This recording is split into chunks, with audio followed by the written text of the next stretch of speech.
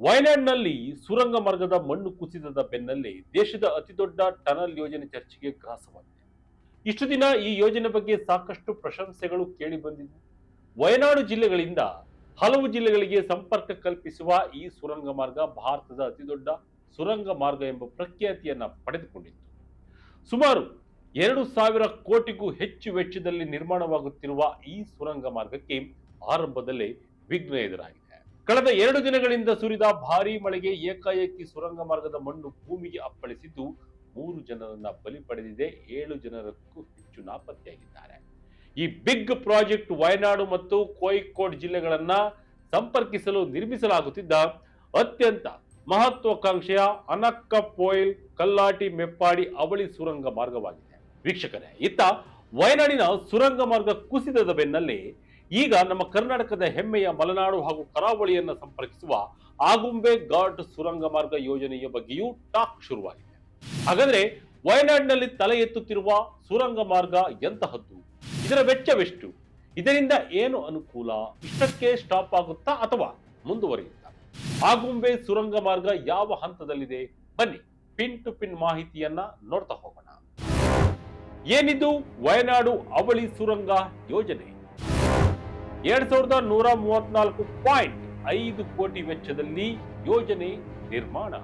ವೀಕ್ಷಕರೇ, ಭೂ ಕುಸಿತದ ಬಳಿಕ ಭಾರಿ ವಿವಾದಕ್ಕೆ ಕಾರಣವಾಗಿರುವ ಈ ವಯನಾಡ್ ಸುರಂಗ ಯೋಜನೆ ಎಂತಹದ್ದು ಗೊತ್ತಾ? ಕೇರಳದ ಉತ್ತರ ಭಾಗದ ಜಿಲ್ಲೆಗಳಾದ ಕೋಳಿಕೋಡ್ ಮತ್ತು ವಯನಾಡು ನಡುವಿನ ಪ್ರಯಾಣದ ಸಮಯವನ್ನ ಗಣನೀಯವಾಗಿ ಕಡಿಮೆ ಮಾಡಲು ಹಾಗೂ 9 ಅಪಾಯಕಾರಿ ಹೇರ್ ಪಿನ್ ತಿರುವುಗಳನ್ನ ಹೊಂದಿರುವ ಕಡಿದಾದ ತಾಮರೇಶ್ವರಿ ಘಾಟ್ ರಸ್ತೆಯ ಮೇಲಿನ ಅವಲಂಬನೆಯನ್ನು ತಪ್ಪಿಸಲು ಈ ಮೆಗಾ ಯೋಜನೆಯನ್ನ ರೂಪಿಸಲಾಗಿದೆ. ಬರೋಬ್ಬರಿ 2,134.5 ಕೋಟಿ ರೂಪಾಯಿ ವೆಚ್ಚದ ಭಾರತದ 3ನೇ ಅತಿ ಉದ್ದದ 8.1 ಕಿಲೋಮೀಟರ್ ಉದ್ದದ ಈ ಅವಳಿ ಸುರಂಗ ಮಾರ್ಗದ ಕಾಮಗಾರಿಯನ್ನ ಕೊಂಕಣ ರೈಲ್ವೆ ಕಾರ್ಪೊರೇಷನ್ ಲಿಮಿಟೆಡ್ ಉಸ್ತುವಾರಿಯಲ್ಲಿ ಖಾಸಗಿ ನಿರ್ಮಾಣ ಸಂಸ್ಥೆಯಾದ ದಿಲೀಪ್ ಬಿಲ್ಡ್ಕಾನ್ ಲಿಮಿಟೆಡ್ ಬರೋಬ್ಬರಿ 1,341 ಕೋಟಿ ರೂಪಾಯಿಗಳಿಗೆ ಟೆಂಡರ್ ಪಡೆದುಕೊಂಡಿತ್ತು. ಕಳೆದ ವರ್ಷ ಆಗಸ್ಟ್ 2025ರಲ್ಲಿ ಈ ಕಾಮಗಾರಿಗೆ ಚಾಲನೆ ಸಿಕ್ಕಿತ್ತು. ಆದರೆ ಪರಿಸರ ತಜ್ಞರು ಹಾಗೂ ಭೂವಿಜ್ಞಾನಿಗಳು ಇಲ್ಲಿನ ಆಳವಾದ ಜಿಯೋಲಾಜಿಕಲ್ ಮತ್ತು ಹೈಡ್ರೋಲಾಜಿಕಲ್ ಅಧ್ಯಯನ ನಡೆಸದೆ ಇಷ್ಟು ದೊಡ್ಡ ಕಾಮಗಾರಿ ಮಾಡುವುದು ವಿನಾಶಕ್ಕೆ ದಾರಿ ಎಂದು ಎಚ್ಚರಿಸಿದರು. ಆದರೆ ಆಡಳಿತದಲ್ಲಿದ್ದ ಪಿಣರಾಯಿ ವಿಜಯನ್ ಸರ್ಕಾರ ಇದನ್ನ ಕೈಗೆತ್ತಿಕೊಂಡಿತ್ತು.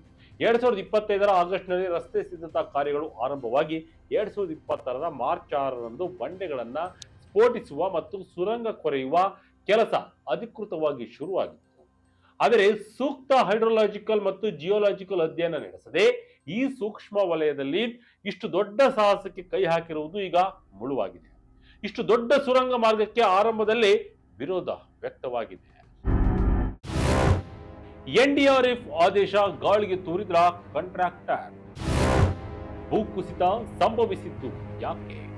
ವೀಕ್ಷಕರೇ, ವಯನಾಡಿನ ಕಲ್ಲಾಡಿಯಲ್ಲಿ ಸಂಭವಿಸಿರುವ ಈ ಭೂಕುಸಿತವು ನೈಸರ್ಗಿಕ ವಿಕೋಪವೇ ಅಲ್ಲ. ಇದು 100ಕ್ಕೆ 100ರಷ್ಟು ಕಾಂಟ್ರಾಕ್ಟರ್ ಸಂಸ್ಥೆ ನಡೆಸಿದ ಕರಾಳ ಮಾನವ ನಿರ್ಮಿತ ದುರಂತ ಎಂದು ಕಲ್ಲಾಡಿ ಕ್ಷೇತ್ರದ ಶಾಸಕರು ಆಗಿರುವ ಕೇರಳದ ಕೃಷಿ ಸಚಿವ ಟಿ ಸಿದ್ದಿಕ್ ಮತ್ತು ವಿರೋಧ ಪಕ್ಷದ ನಾಯಕ ವಿ.ಡಿ. ಸತೀಶನ್ ಗಂಭೀರ ಆರೋಪ ಮಾಡಿದ್ದಾರೆ. ಜೂನ್ 20ರಂದೇ ಇಲ್ಲಿ ಸಣ್ಣ ಪ್ರಮಾಣದ ಮಣ್ಣು ಕುಸಿತ ಸಂಭವಿಸಿದಾಗ ಜಿಲ್ಲಾಧಿಕಾರಿಗಳು ಮತ್ತು ರಾಷ್ಟ್ರೀಯ ವಿಪತ್ತು ನಿರ್ವಹಣಾ ಪಡೆ ಅಂದರೆ ಎನ್ಡಿಆರ್ಎಫ್ ಅಧಿಕಾರಿಗಳು ಸುರಂಗ ಕೊರೆಯುವಾಗ ಹೊರಬಂದಿದ್ದ ಭಾರೀ ಪ್ರಮಾಣದ ಮಣ್ಣಿನ ರಾಶಿಯನ್ನ ಅಲ್ಲಿಂದ ತಕ್ಷಣವೇ ತೆರವುಗೊಳಿಸುವಂತೆ ಮತ್ತು ಭಾರೀ ಮಳೆಯ ಹಿನ್ನೆಲೆಯಲ್ಲಿ ಕಾಮಗಾರಿಯನ್ನ ತಾತ್ಕಾಲಿಕವಾಗಿ ನಿಲ್ಲಿಸುವಂತೆ ಅಧಿಕೃತವಾಗಿ ನೋಟಿಸ್ ನೀಡಿದರು. ಆದರೆ ಕಾಂಟ್ರಾಕ್ಟ್ ಪಡೆದ ಕಂಪನಿಯು ಸರ್ಕಾರದ ಈ ಆದೇಶಗಳನ್ನ ಸಂಪೂರ್ಣವಾಗಿ ನಿರ್ಲಕ್ಷ್ಯ ಮಾಡಿ ಕೆಲಸವನ್ನ ಮುಂದುವರೆಸಿತ್ತು. ಇವತ್ತು ಘಟನಾ ಸ್ಥಳದ ಸಿಸಿಟಿವಿ ವಿಡಿಯೋಗಳು ಬಿಡುಗಡೆಯಾಗಿದ್ದು ಅದರಲ್ಲಿ ಕಂಪನಿಯ ಬೃಹತ್ ವಾಹನಗಳು ಕೆಸರಿನ ಪ್ರವಾಹಕ್ಕೆ ಆಟಿಕೆಗಳಂತೆ ಕೊಚ್ಚಿ ಹೋಗುತ್ತಿರುವುದು ಸ್ಪಷ್ಟವಾಗಿ ಕಾಣಿಸ್ತಾ ಇದೆ. ಕರ್ನಾಟಕಕ್ಕೂ ತಟ್ಟುತ್ತಾ ವಯನಾಡು ದುರಂತದ ಎಫೆಕ್ಟ್. ವಯನಾಡಿನಲ್ಲಿ ನಡೆದ ಭೀಕರ ದುರಂತ ಬೆನ್ನಲ್ಲೇ ನಮ್ಮ ಕರ್ನಾಟಕದಲ್ಲೂ ಆತಂಕ ಮತ್ತು ಆಕ್ರೋಶದ ಅಲೆ ಎದ್ದಿದೆ.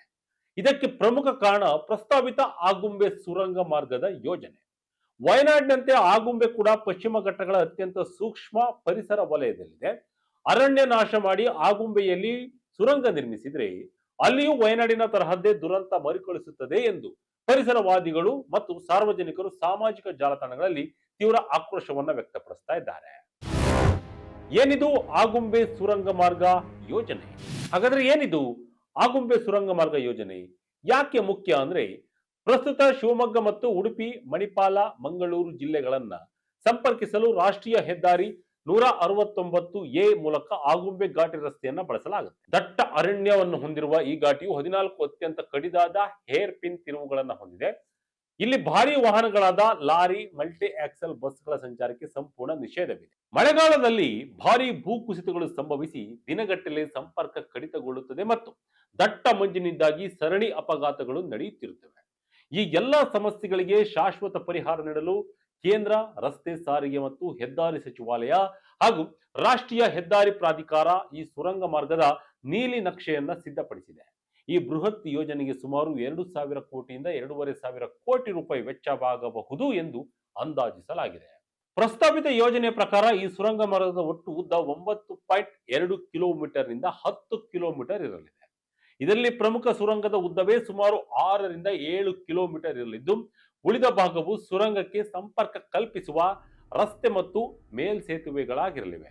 ಸದ್ಯಕ್ಕೆ NHAI ಇದರ ವಿವರವಾದ ಯೋಜನಾ ವರದಿ ಮತ್ತು ತಾಂತ್ರಿಕ ಸಾಧ್ಯತೆಗಳ ಸಮೀಕ್ಷೆಗಳನ್ನು ನಡೆಸಿದೆ. ಯುನೆಸ್ಕೋ ವಿಶ್ವ ಪಾರಂಪರಿಕ ತಾಣಗಳ ಪಟ್ಟಿಯಲ್ಲಿರುವ ಕಾರಣ ಕೇಂದ್ರ ಪರಿಸರ ಮತ್ತು ಅರಣ್ಯ ಸಚಿವಾಲಯದಿಂದ ಕಟ್ಟುನಿಟ್ಟಾದ ಅನುಮತಿಗಳನ್ನ ಪಡೆಯುವ ಪ್ರಕ್ರಿಯೆಗಳು ಚಾಲ್ತಿಯಲ್ಲಿವೆ. ಸುರಂಗ ಮಾರ್ಗದ ಅನುಕೂಲ ಅನಾನುಕೂಲಗಳೇನು? ಯಾವುದೇ ಒಂದು ಬೃಹತ್ ಮೂಲಸೌಕರ್ಯ ಯೋಜನೆಗೆ ನಾಣ್ಯದ 2 ಮುಖಗಳಿದ್ದಂತೆ ಅನುಕೂಲ ಮತ್ತು ಅನಾನುಕೂಲಗಳೆರಡೂ ಇರುತ್ತವೆ. ಮೊದಲು ನಾವು ಈ ಯೋಜನೆಗಳಿಂದಾಗುವ ಅನುಕೂಲಗಳನ್ನ ನಾವು ನೋಡ್ತಾ ಹೋಗೋದಾದ್ರೆ, ಆಗುಂಬೆ ಸುರಂಗ ಮಾರ್ಗ ನಿರ್ಮಾಣವಾದ್ರೆ ಶಿವಮೊಗ್ಗದಿಂದ ಉಡುಪಿ, ಮಂಗಳೂರಿಗೆ ಹೋಗುವ ಪ್ರಯಾಣಿಕರ ಸಮಯ ಉಳಿಯುತ್ತೆ. ಸದ್ಯ ನಿಷೇಧಕ್ಕೆ ಒಳಗಾಗಿರುವ ದೊಡ್ಡ ಸರಕು ಸಾಗಣೆ ಲಾರಿಗಳು ಮತ್ತು ಮಲ್ಟಿ ಆಕ್ಸೆಲ್ ಬಸ್ಗಳು ಯಾವುದೇ ಅಡೆತಡೆ ಇಲ್ಲದೆ ಕರಾವಳಿ ಮತ್ತು ಮಲೆನಾಡಿನ ನಡುವೆ ಸಂಚರಿಸಬಹುದು. ಮೇಲ್ಭಾಗದ ದಟ್ಟ ಕಾಡನ್ನ ಕಡಿಯುವ ಬದಲು ಭೂಮಿಯ ಆಳದಲ್ಲಿ ಸುರಂಗ ಕೊರೆಯುವುದರಿಂದ ಸೋಮೇಶ್ವರ ವನ್ಯಜೀವಿ ಅಭಯಾರಣ್ಯದ ಮೇಲ್ಭಾಗದ ಪ್ರಾಣಿ ಪಕ್ಷಿಗಳಿಗೆ ಮತ್ತು ಅಪರೂಪದ ಸಸ್ಯ ಸಂಕುಲಕ್ಕೆ ನೇರ ತೊಂದರೆಯಾಗುವುದಿಲ್ಲ ಎಂಬುದು ಅಧಿಕಾರಿಗಳ ವಾದ. ಇದು ಅನುಕೂಲ. ಇನ್ನು ಅನಾನುಕೂಲವನ್ನು ನೋಡ್ತಾ ಹೋದಾದ್ರೆ, ಸುರಂಗ ನಿರ್ಮಿಸಲು ಬೆಟ್ಟಗಳನ್ನ ಕೊರೆಯುವಾಗ ಮತ್ತು ಬಂಡೆಗಳನ್ನ ಸ್ಫೋಟಿಸುವಾಗ ಭೂಮಿಯ ಒಳಗಿನ ಜಿಯೋಲಾಜಿಕಲ್ ಮತ್ತು ಹೈಡ್ರೋಲಾಜಿಕಲ್ ವ್ಯವಸ್ಥೆ ಸಂಪೂರ್ಣ ಏರುಪೇರಾಗುತ್ತದೆ. ಇದು ಭೀಕರ ದುರಂತಕ್ಕೆ ಕಾರಣವಾಗಬಹುದು. ಸುರಂಗ ತೋಡುವಾಗ ಹೊರಬರುವ ಲಕ್ಷಾಂತರ ಟನ್ ಮಣ್ಣು ಮತ್ತು ಬಂಡೆಗಳನ್ನ ಪಶ್ಚಿಮ ಘಟ್ಟಗಳಲ್ಲೇ ರಾಶಿ ಹಾಕಬೇಕಾಗುತ್ತೆ.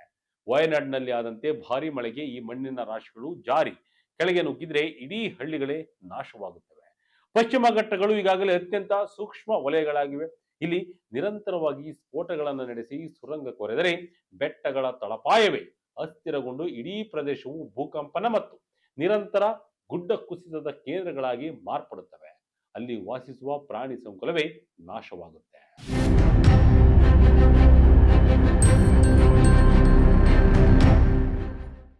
ಒಟ್ಟಿನಲ್ಲಿ ವೀಕ್ಷಕರೇ, ಅಭಿವೃದ್ಧಿ ಖಂಡಿತ ಬೇಕು.